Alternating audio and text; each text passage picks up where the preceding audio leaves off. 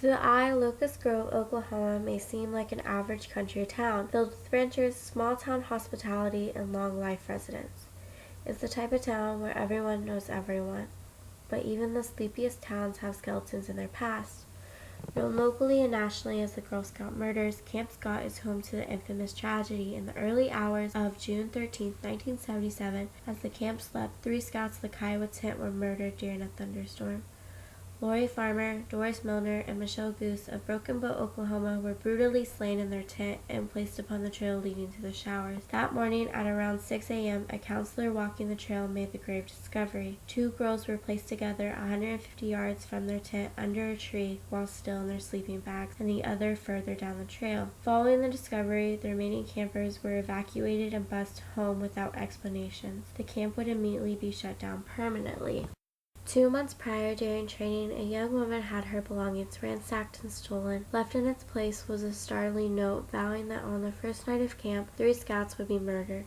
The camp director would unfortunately write this off as a prank instead of a warning. During the investigation, law enforcement gathered evidence including fingerprints, shoe prints, and duct tape. They started to believe there might be more than one perpetrator.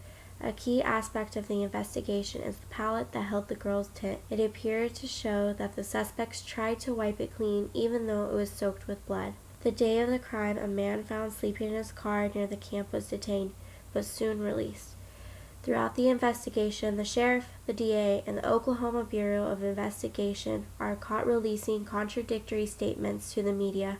This would eventually lead to a media blackout. Soon a Mays County escapee was sought after as the main suspect because he had grown up a few miles from the camp. Starting in July 1977, a manhunt and multiple rewards are issued for Gene Hart.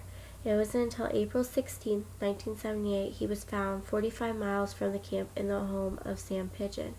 Hart was arrested and charged with all 3 murders, but in 1979 he was acquitted by a jury for lack of evidence, even though the sheriff was, quote, 1,000% sure of his guilt, unquote. Hart would shortly die of a heart attack while serving consecutive life sentences for previous crimes in Mays County Jail. Nearly 40 years has passed, leaving the case cold and unsolved. With aging witnesses, a lack of suspects, and poor DNA samples, the 3 young scouts may never find the true justice they deserve. Lori, Michelle, and Doris would be 48, 49, and 50 respectively if their lives weren't cut short. Today, Camp Scott is littered with the past and appears void of life. Scorched trees, abandoned dolls, books, furniture, an empty swimming pool, and run-down buildings are the only occupants of the once lively campground.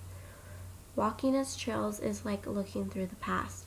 The grounds remain mostly untouched by men, the wilderness taking it back, but even as the walls crumble, the horrible tragedy will forever be etched into its story.